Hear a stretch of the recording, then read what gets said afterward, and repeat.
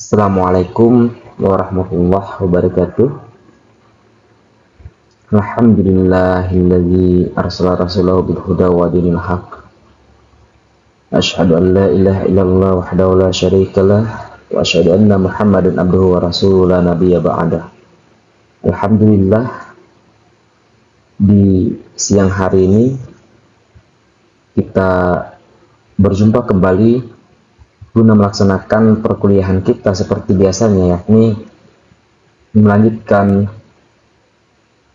perkuliahan dalam materi pengantar hukum Islam, yang dimananya nanti kita akan membahas terkait tentang hukum Islam itu sendiri. Gimana kabarnya hari ini adik-adik?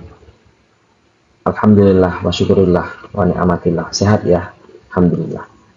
Adapun di dalam mata kuliah ini, ya, saya harapkan nantinya sebuah capaian yang akan kalian dapatkan adalah bagaimana kalian bisa memahami tentang masalah yang sering terjadi dalam lingkup, ya, keindonesiaan, ya, terutama dalam konteks hukum Islam itu sendiri. Dan yang saya harapkan adalah bagaimana kemampuan kita memahami bahwasannya dalam konteks hukum Islam itu harus keterkaitannya dengan Undang-Undang Dasar 1945. Baiklah adik-adik, kita harus membahas dulu apa yang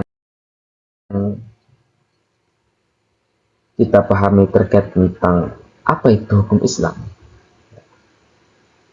Nah, di sini yang harus kita pahami bahwasanya apa itu pengantar hukum Islam, ya. Pengantar hukum Islam itu merupakan disiplin ilmu yang mempelajari konsep dasar, sumber, ruang lingkup, implementasi norma-norma syariah. Nah, di sini pastinya ini merupakan disiplin ilmu yang mengkaji tentang aturan ilahiyah, ya, yang mengatur tentang hubungan manusia dengan Tuhannya dalam konsep ibadah, serta hubungan manusia sesama manusia dalam konteks muamalah. Tujuannya apa? Yakni tercapainya keadilan dan juga kemaslahatan. Ini yang harus kita pahami dalam konteks hukum Islam. Kemudian di dalam hukum Islam itu sendiri, ya, terdapat beberapa sumber, ya, maupun pilar utama yang perlu kita pahami. Yang pertama itu adalah Al-Quran, ya. Kemudian ada hadis, kemudian ada ijma, kemudian ada qiyas. Ini 4 sumber hukum Islam, ya, ataupun pilar utama yang harus kita pahami dan harus kita seksamai mengapa itu hukum Islam bersumber dari keempat ini. Yang pertama Al-Quran. Al-Quran perlu kita pahami bahwasanya secara bahasa Al-Quran itu berasal dari bahasa Arab yang merupakan bentuk masdar kata benda dari kata qara'a yaqra'u Qur'anan, yang berarti sebuah bacaan ataupun bacaan yang dihimpun, sehingga dinamakan Al-Quran. Nah, di dalam Al-Quran itu sendiri menghimpun berbagai macam ilmu, ya, surah dan ayatnya, serta menjadi teks yang paling banyak dibaca oleh manusia. Ini dalam konteks secara bahasa. Kemudian secara istilah, ya, para ulama mendefinisikan bahwasanya Al-Quran itu merupakan kalamullah, ya, firman Allah ataupun ucapan Allah yang diwahyukan kepada Rasulullah. Kemudian itu turun secara berangsur-angsur ataupun secara mutawatir. Sehingga di sini perlu kita pahami kenapa Al-Quran menjadi salah satu sumber hukum Islam. Karena di Al-Quran itu sendiri banyak kajian-kajian hukum yang mengatur tentang kehidupan manusia.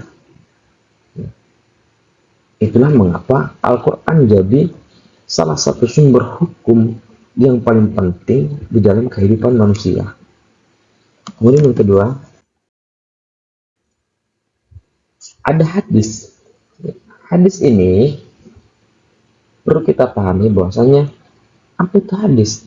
Hadis itu adalah segala sesuatu yang disandarkan kepada baginda Muhammad SAW, baik itu berupa ucapan, ya, atau perkataan, perbuatan, ketetapan ataupun persetujuan maupun sifat. Hadis ini pun juga hadis ini pun juga sebagai pedoman hidup, ya, sehingga dikatakan sumber hukum kedua untuk umat Islam setelah Al-Quran. Mengapa demikian? Toh, ketika Al-Quran misalnya sudah menjadi salah satu sumber hukum kita, dan kemudian di Al-Quran itu sendiri tidak bisa ditafsirkan melalui tafsir yang secara jamak, maka hadis itu yang akan mentafsirkan, ya. Adapun hadis itu sendiri nanti yang akan menjelaskan dalam konteks di Al-Quran itu sendiri. Kemudian ada yang ketiga, ijma. Apa itu ijma? Ijma itu adalah sebuah kesepakatan ataupun konsensus. Nah, ya perlu kita pahami di dalam bernegara, contohnya saja kita di Indonesia. Indonesia itu kan terdapat beberapa agama, namun kita kan mayoritas Muslim ataupun mayoritas Islam. Nah, ijma ini kapan dilakukan? Nah, ijma ini sebenarnya dilaksanakan ketika Rasulullah wafat.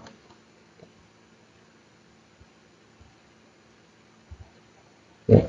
Mengapa? Ini tujuannya ijma adalah sebuah kesepakatan yang kita sepakati secara bersama dalam konteks Islam itu sendiri, memberikan sebuah wadah agar hukum itu berdiri secara bersamaan dalam dimensi kehidupan kemasyarakatan. Nah, itulah mengapa ijma menjadi salah satu konsep hukum Islam itu sendiri. Kemudian terakhir, adanya qiyas. Qiyas apa itu?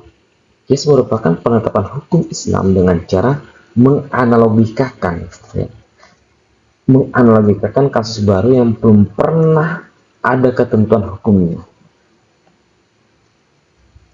Ya. Nah, dalam hal ini salah satu contoh, ya, tentang zakat, ya. Kalau kita merujuk kepada Al-Quran, zakat itu, terutama zakat fitrah, itu kan makanan pokok. Nah, kalau kita kembali kepada zamannya Rasulullah, itu makanan pokok mereka kan ya kurma, gandum. Nah, inilah hukum Islam, hadirnya qiyas memberikan suatu temuan yang baru, menyamakan, mempersepsikan, sehingga di Indonesia itu qiyas digunakan dengan tujuan untuk menyamakan konteksnya. Yang tadinya makanan pokok itu yang seharusnya kita bayar zakat melalui gandum ataupun kurma, nah sehingga keindonesiaan tidak perlu menggunakan hal tersebut, bisa menggunakan beras. Nah, ada juga bahkan ulama kita berpendapat mengkiaskan itu membolehkan menggunakan uang, yang penting tercukupi dengan makanan pokok.